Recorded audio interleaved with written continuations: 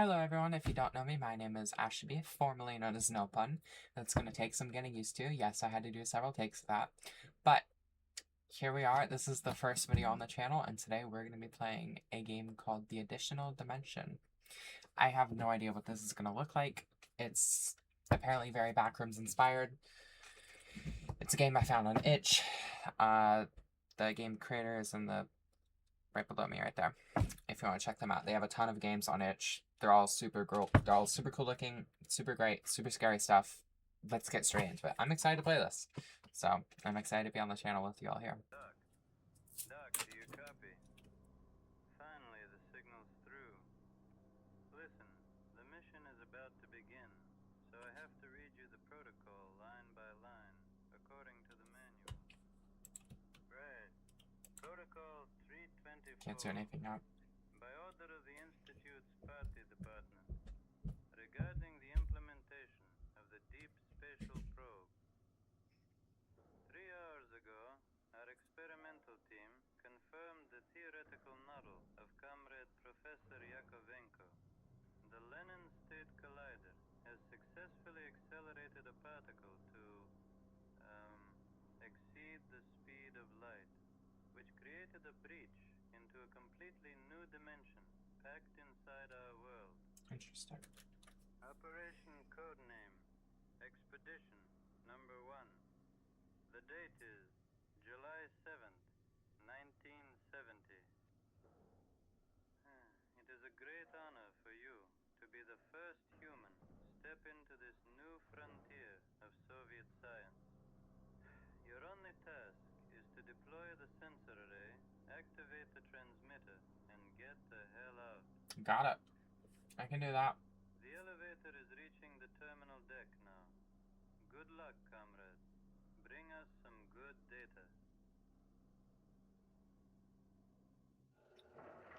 Alright. Oh, that sensitivity is low, and I can't mess with it. Alright, that's fine. Can I run? I think so, yeah. Alright. Off into this spooky tunnel. Actually, it's kind of nice. I like it. Where are we? That column, or whatever it is, will be a suitable place for a transmitter. Okay. That's our transmitter, I guess. Okay. I can see the data is coming in. Signal is strong and steady. Good job, Doc. Alright, I'm gonna go back. You're wrapping things up here. Come back to the elevator. Why does it look different? Wait, what? Comrade Petrov, we might have a problem. I don't see the exit. The voice acting's good. Comrade Petrov, do you copy? Oh my Please gosh. respond. Hello? Oh. What's happening? Where the hell am I? Oh yeah, GG. It's over. What? Bro. What do I do? Oh, I can go into the other side. That's so weird. Okay. I really hate how dark it is. And there's blood on the wall. GG. Oh, it's over. What the hell? This is our Collider project calculations. But how is this possible? Wait. The transformation matrix. It's completely It's bad. different. Why would it depend on time if... Oh, God. No, no, no. Oh my god. That scared me. What the fuck was that? I don't know, man. We're gonna go down. This is scary.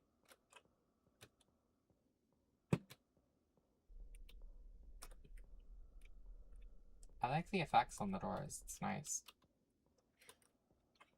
Alright. Back to the light. I appreciate it. The dark is scary.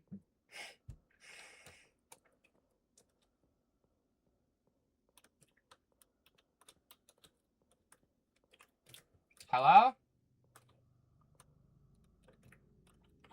Okay. How in the name of God? An established base camp? Look What's at that those say? crates. That's not English. Okay. What's that say? December 11th, 1985. Exactly 4 hours ago, we successfully breached the anomaly.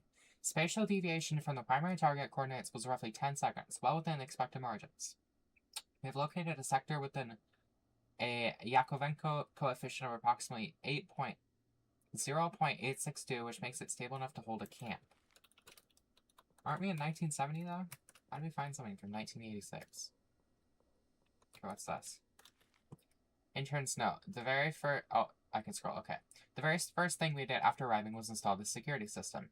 Now, if you want to enter the team quarters from Sector A1, you must scan your ID card. When I asked why we even needed this, considering we were the only people here, Stephanie just said it was a direct order from someone named Krasnov. I don't really recall any professor by that name. Anyway, soon I will be participating in my first field mission. I absolutely cannot wait. Alright. I need an ID card, I guess. Where am I gonna get that?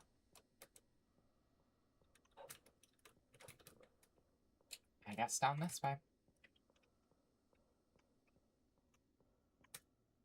Hello? Okay. Professor Alexandrov's note. Initially, we were told we were the first. The vanguard of science, doing great work for the sake of the party. But right before we moved out, Colonel Krasnov from the KGB handed me a folder stamped top secret. He didn't say a word, just winked and left. Motherfucker. Turns out, our expedition is the second one, and the first investigator. Well, he went missing. That's me! I'm the investigator! Some physicists back in the 70s. That's me. Okay, so, document states that after approximately 2 minutes, he panicked, screaming that he couldn't find the exit. And then the transmission cut out, and they never heard from him again.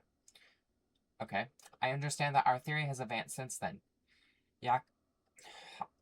Yakovenko did brilliant theoretical work, and we now know that the spatial topology of this place is far more complex than we initially anticipated. But I feel deeply uneasy. Chirenko told me he suspects that space isn't the only variable here. If he is right, we might be completely fucked. As the chief, I'm supposed to keep morale high, but it's hard, I guess. That's such a cool effect. I like it. Alright.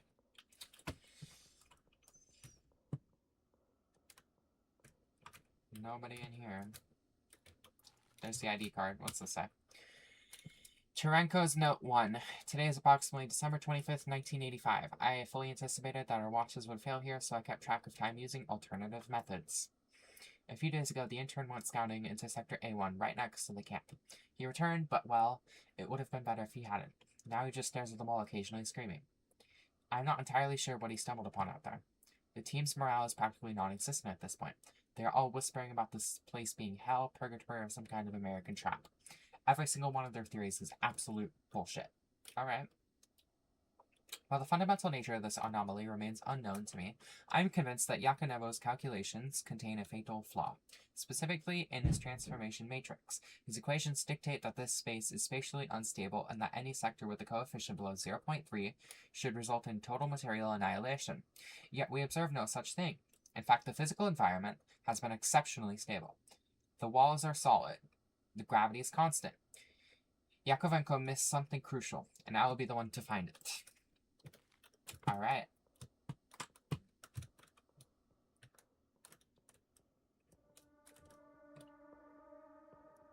Hello?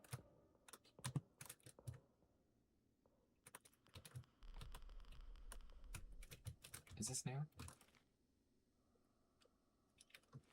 It's the same. The fuck? I was expecting something to happen, but not that.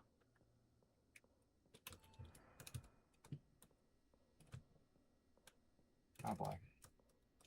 Alright, what's to say? December 21st, 1985. Or should it be at least? It's becoming possible to track time here. Watches don't work. I can't even feel my own pulse anymore. Most of us don't sleep. It's as if we don't need to. Communication with HQ cut out the day after we arrived. 2 other expedition members and I tried to make it back to the exit. We walked far what felt like for days, only to find ourselves walking right back into the camp. The chief is broken. He doesn't leave the corner he calls his office. The guys from the field team mentioned they saw someone in an older model hazmat suit. That's me! In that eerie room with the holes in the wall that react to being watched. What the hell? What are you yapping about, dude? I'm so tired. The only one who is still able to function is Associate Professor Chineko. He just keeps calculating something in his quarters. He has probably gone completely insane. Senior Field Engineer Stefanov. Down the dark hallway we go. Oh, I hate this. Oh, I hate it. Okay, there's a thing on the floor. I don't like how dark it is at all. What's this? Another note. January 15th, 1986. We decided to make a last attempt. When we left the camp, it was January 13th, according to Cherneka. Our whole team, except him and Alexandrov, we walked. And walked. And walked. I could have sworn we'd been walking for at least several months when we saw it. In the middle of the darkness, the exit.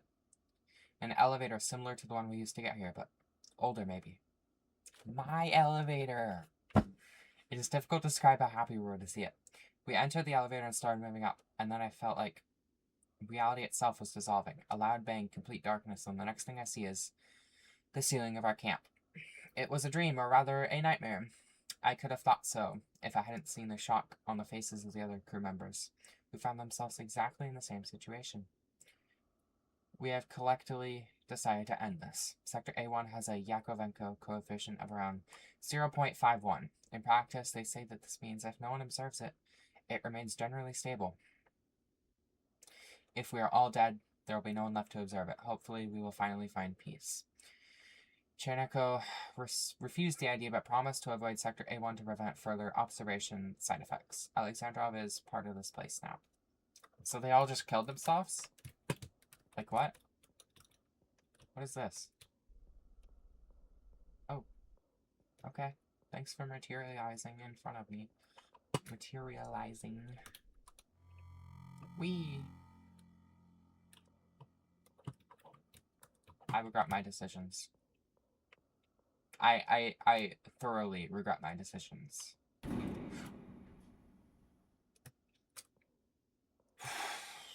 Don't do that!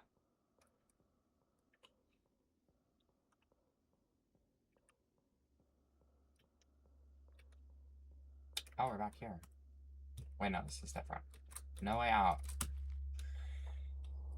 Chernenko's note number 2. I'm starting to notice signs of someone's presence in the area. The radio is behaving erratically here, but I am receiving transmissions similar to numbers station broadcasts. It could be the next expedition, or perhaps the previous one. I read Alexandrov's folder he brought with him. Because of what I found, I have decided to abandon the main camp and continue my work from here. This specific room is fairly secure, but it is flanked by 2 sectors with Yakovenko coefficients of 0.11 and 0.18 respectively. At such low values, degradation is absolute. The entryways and exit are in a state of constant, violent flux. Without knowing the exact sequence to bypass the anomalies, it is mathematically improbable for an outside intruder to navigate through the threshold and stumble upon this location. Well, I managed to do it, so screw you. I can't remove the planks without a proper tool. I can't remove the planks without a proper tool. I can't remove the planks without a proper tool. I get it. I can't remove the planks without a proper tool. Oh my god. A topological shift? Got it. Or a temporal anomaly? Oh. Does that mean I did it right? What happens if I go left again? Okay, so left. Maybe it's with the, maybe the handprint tells you. So,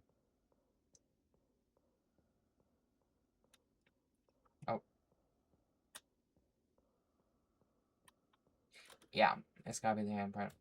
Okay, we're gonna go middle. Yeah, okay.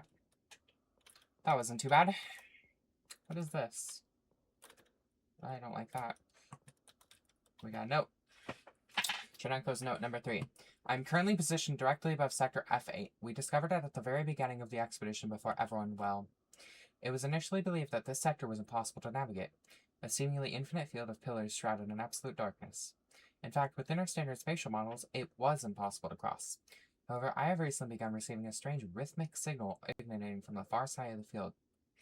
This implies that navigation is possible via radiogoniometer. Radiogoniometer. You know what? I'm not... Fine. Screw you. That thing. Direction finder. Okay, you could have... Yeah. I have also deployed a local radio transmitter at my current position to ensure a safe route back. On the display, the red tracker indicates the foreign signal. The yellow tracker remarks my own transmitter. Okay. So I need to go to the yellow and not the red. Okay, that's fine. How do I use it?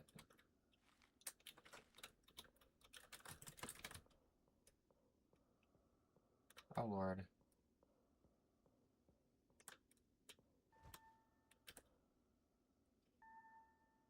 Oh, no.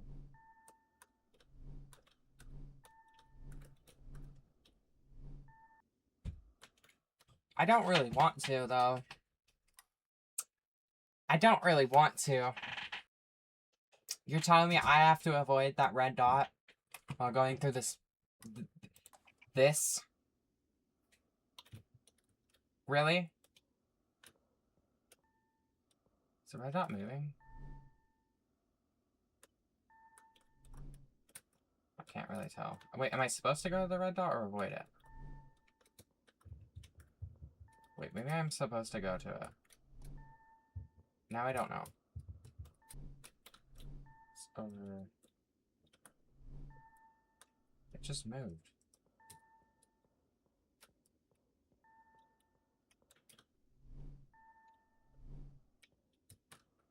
It's over this way.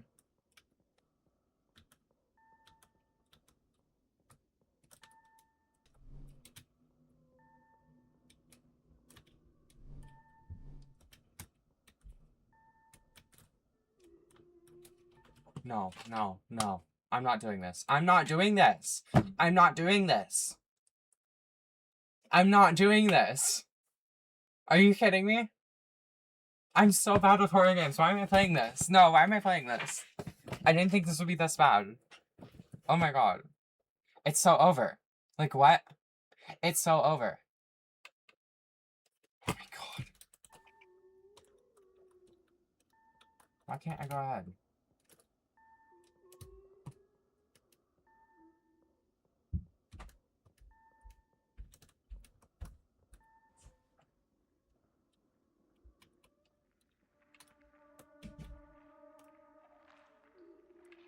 What?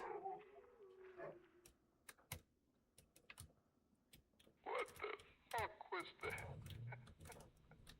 I'm wondering the same thing. Oh my god. Okay. Shenanko's note number 4. Leaving the camp and changing my location was the right move. Following the radio signal, I found them. The new expedition, more like a pact of illiterate murderers who think an AK-47 is the universal solution to all problems. I need some humor, thank you. They speak our language, yet they don't seem to share even a fraction of our scientific or engineering culture. How did they get here? Who in their right mind would approve this? Anyway, I don't think they'll be any use. Great. Am I going to encounter them? Probably. Up we go, I guess.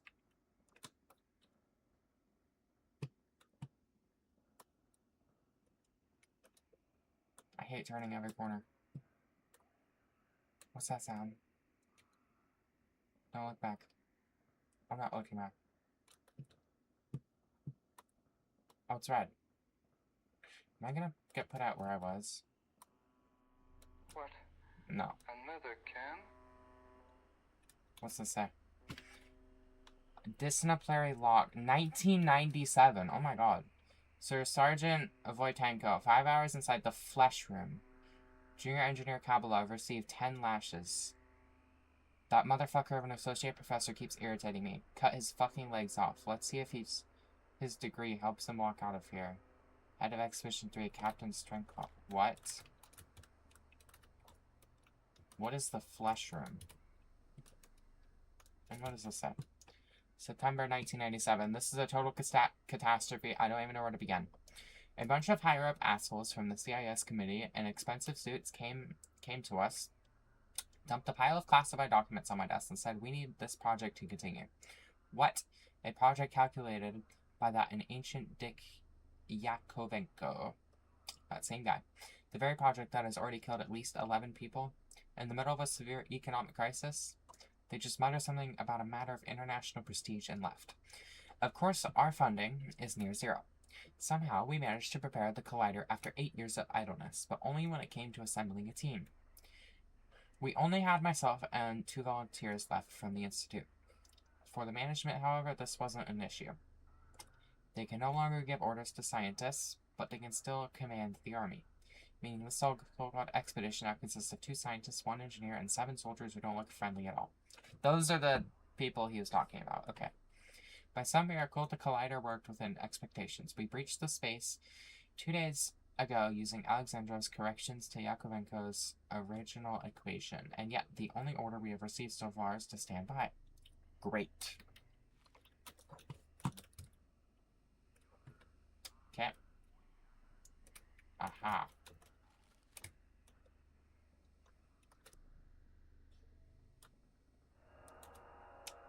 So I found the flesh room. This is literal hell. Bloodstained scrap. It's not a punishment.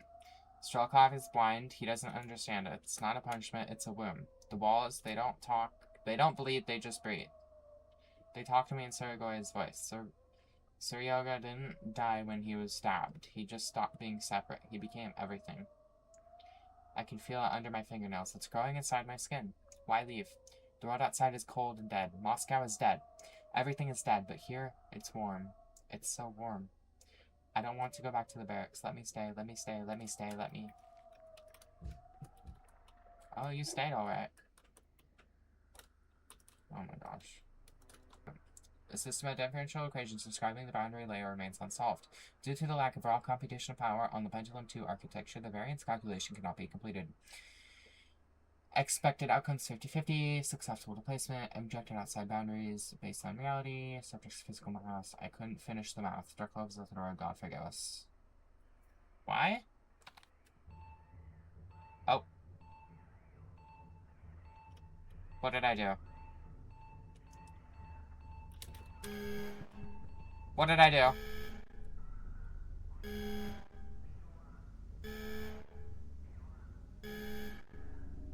Uh-oh. Oh. I didn't realize that would end the game. Merged and integrated. Okay. I did not realize that would end the game.